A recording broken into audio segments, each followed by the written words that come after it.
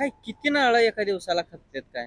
500 कटतात समजा इथं. हम्म. 500 नारळ विकतायत. 500 नारळ दिवसात काय किती जागा लावते अंदाजे होतात 21,000 रुपये होतात. दिवसाला? हो.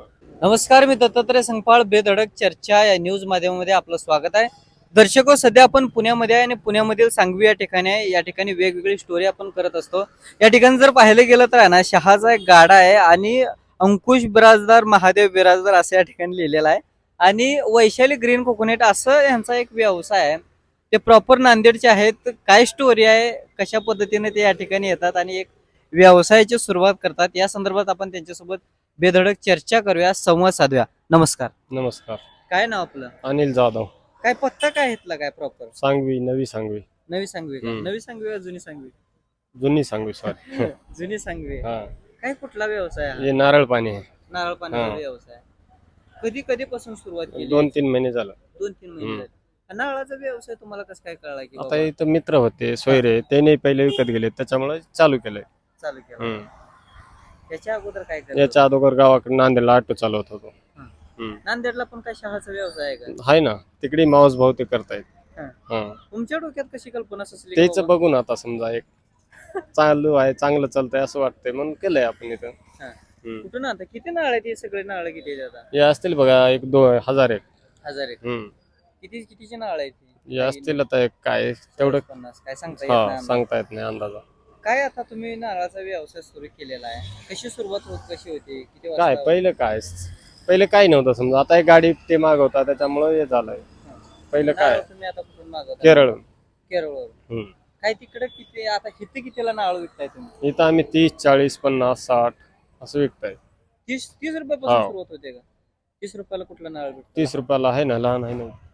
ती 30 रुपयाला हा. भेटते ती 40ला, 40, 50, 50, 60. 60, 70. काय फरक काय असतं काय? म्हणजे पाणी मला इथं राहतं ना फरक त्याच्यात. हा. हम्म. म्हणजे 60 रुपयाच्या 60 नारळामध्ये रुपयामध्ये जास्त फक्त पाणीच राहत आहे. हम्म. 70, 60 वाल्यात अर्धा लिटर पाणी निघतंय. हम्म. आता काय किती नारळ एका दिवसाला खपतात काय? 500 कटतात समजा इथं. हम्म. 500 नारळ विकतायत. 500 नारळ हम्म. दिवसात काय किती जागा लावते अंदाजे होतात 21,000 रुपये होतात. दिवसाला? हा. दिवसाला 20,000 हा. होते.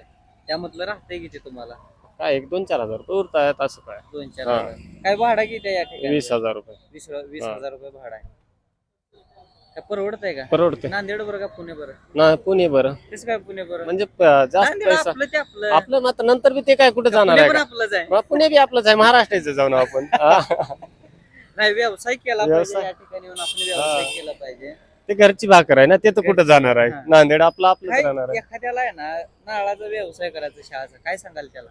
काय चांगली गोष्ट आहे, करू कशा शकतो. पद्धतीने केलं पाहिजे? तुम्ही करू आता तुम्ही तर शकता. 2 महिने झालं या ठिकाणी व्यवसाय करताय. कशा पद्धतीने एखाद्या व्यक्तीनं चहाचा गिरायकाला व्यवसाय- थोडं चांगलं बोललं पाहिजे, माहिती पाहिजे त्याला बी, असं कसं करताय. नारळ कुठून हा. आणायची, कशी आणायची, त्याबद्दल दिवसाला म्हणलं तर 500 एक नारळ तुमचे जाते. जातो. ह्याला सोडून आता पुढे काय करायचंय? काहीच काय नाही, आता या हेच. या ठिकाणीच आहे का व्यवसाय, याला सोडून दुसऱ्या ठिकाणी? नाही येच आहे एका जागी. काय आता तुमचं शिक्षण काय झालेलं आहे? 10वी नापास. 10वी नापास आहे, पण हा. दिवसाला 4,000 2,000 तुमचं चालू आहे. मग काय करणार आहोत? शाळा थोडीच राहते. हा. पैसा आता कमवायला बी पाहिजे ना. 4 10 हा. 4 4 त्रिकोण 12 1,30,000 हा. महिन्याला. खर्चा बी आहे ना हो तसाच. हा. पण जाऊ द्या, प्रॉपर राहतंय किती आता महिन्याकाठी? 50 एक. 50 एक हो. हजार. काम करणाऱ्यांना आहे इथं हम्म. 15 16 17 18 20 25. मेहनत बी आहे ना, सकाळी 6 पासून येऊन राहावं लागतंय. किती जण काम करते तिथे गाडीवर? 4-5 जण. इथं हा. तुमच्यापाशी इथं काही हो. किती जण काम करते? 4-5 जण हा. काम करते. सगळे आतलेच आहेत का? हो.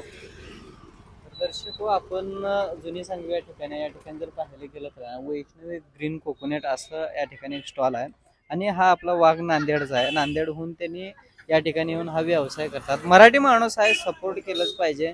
बेधडक चर्चावरती मी दत्तात्रय संगपाळ. धन्यवाद.